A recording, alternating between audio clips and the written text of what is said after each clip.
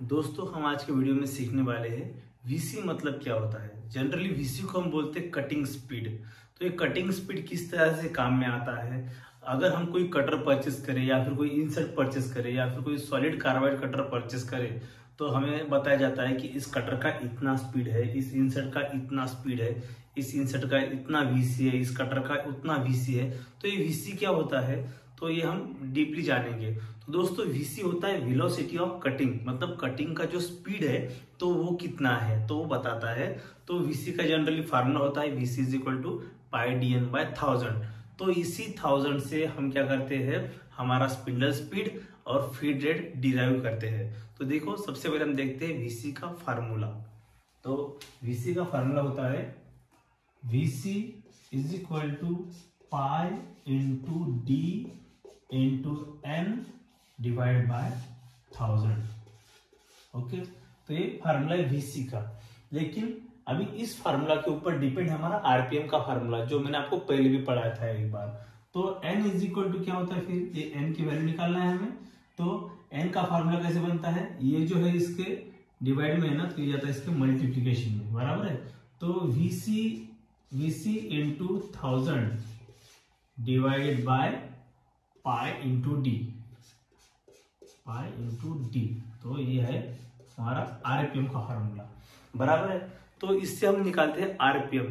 तो वीसी के ऊपर आरपीएम और उसके साथ फीड भी डिपेंड होता है। तो ये जो फार्मूला है तो हमारा वीसी पर से फार्मूला निकला है आरपीएम का।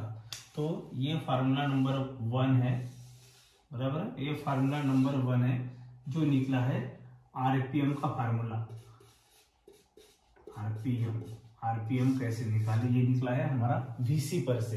तो दूसरी बात है दोस्तों, हमको पता रहता है कि फीड पर टूथ कितना दिया है। फीड पर टूथ मतलब एक टूथ के ऊपर, समझो अगर वो कटर है, समझ लो एक यहाँ पे ये कटर है और इसको 2 कटिंग टूथ है, समझ लो इसको, समझ लो यहाँ पे भी 2 इंसर्ट बैटरी है, 2 कटिंग टूल है इसको, 2 कटिंग टूथ है इसको। तो एफ जेड मतलब एक टूथ पर कितना फीड दिया हुआ है, ये इंसर्ट के बॉक्स पे मेंशन रहता है। तो कहीं कहीं 0.1 रहता है, 0.2 रहता है, तो ये इंसर्ट के बॉक्स पे दिया होता है। तो इसकी मदद से और वीसी की मदद से हम क्या कर सकते हैं, हम हमारे कटर का जो फीड रेट है वो कैलकुलेट कर सकते हैं। तो फीड का फार्मूला क्या है हमारा, फीड मतलब एफ। तो मैं यहाँ पे लिखता हूं फीड मतलब F is equal to F Z, जो इंसर्ट के बॉक्स पे ऑलरेडी दिया रहता है, इनटू जेड एन मतलब नंबर ऑफ कटिंग टूथ, कितने टूथ है कटर को, अगर 2 हो तो 2, 3 हो तो 3, इंटू एन मतलब होता है आरपीएम, बराबर है। मतलब यहाँ का एन हमारे काम में है, हमने यहाँ पे एन निकाला ना, तो हमारे ये काम में आया फीड के लिए, बराबर है। तो ये दोनों फार्मूला निकालने के लिए, दोनों की वैल्यू निकालने के लिए, मतलब स्पीड और फीड, ये हुआ अपना फीड और ये हुआ अपना स्पिंडल स्पीड, ये दोनों निकालने के लिए हमें जरूरत किसकी पड़ी, वीसी की। तो ये होता है वीसी मतलब कटिंग स्पीड और वेलोसिटी ऑफ कटिंग। तो इसीलिए ये वीसी बहुत ज्यादा इंपॉर्टेंट होता है। आपको कोई पूछेगा इसका फार्मूला क्या है तो आपको ध्यान में रखना है। अगर आप कहीं इंटरव्यू में जा रहे हो तो डेफिनेटली आपको वीसी का फार्मूला पूछेंगे, क्योंकि उस पर सब डिपेंड होता है। तो आपको बताना है VC is equal to pi D N by 1000। Okay, तो ये हुआ वीसी की जानकारी। तो इसके बाद वीसी कहाँ वैरी हो सकता है, तो जो हमारा कटिंग स्पीड है वो मटेरियल के अनुपात वैरी हो सकता है। तो देखिए कभी कभी क्या होता है, कभी एल्यूमिनियम पे हम काम करते हैं तो वीसी ज्यादा मिलता है, मतलब कटिंग स्पीड जो है वो हम ज्यादा दे सकते हैं एल्यूमिनियम के लिए, क्योंकि मटेरियल कंपेरेटिवली सॉफ्ट होता है। अगर वही हम वीसी की बात करें एसएलडी मैजिक मटेरियल पे, इंपोर्टेड ओएचएनएस मटेरियल पे, या फिर D2 मटेरियल के ऊपर, या फिर हॉट डैश मटेरियल के ऊपर, तो ये जो मटेरियल है ज्यादा स्ट्रेंथ वाले मटेरियल, तो इन मटेरियल के ऊपर हम ज्यादा वीसी नहीं लगा सकते हैं, क्योंकि मटेरियल की स्ट्रेंथ ज्यादा होती है। ये मटेरियल सॉफ्ट में भी 30 HRC तक हार्ड हो सकते हैं। तो इसीलिए इन कंडीशंस में हम क्या करते हैं, वहां पे वीसी ड्रॉप करके हम हमारा जो पैरामीटर है वो लगाते हैं। तो क्या और क्या क्या फैक्टर जो है इस पे इम्पैक्ट करते हैं वीसी के ऊपर।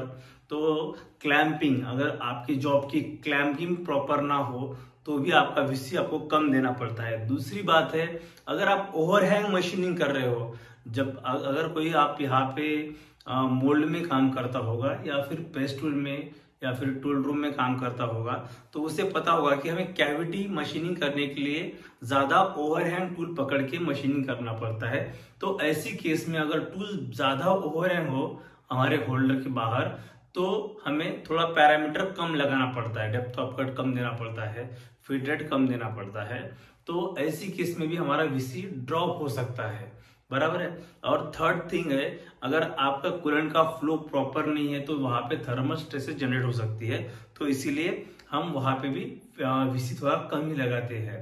तो इन सारी बातों को ध्यान में रख के वीसी का कैलकुलेशन किया जाता है, वीसी दिया जाता है।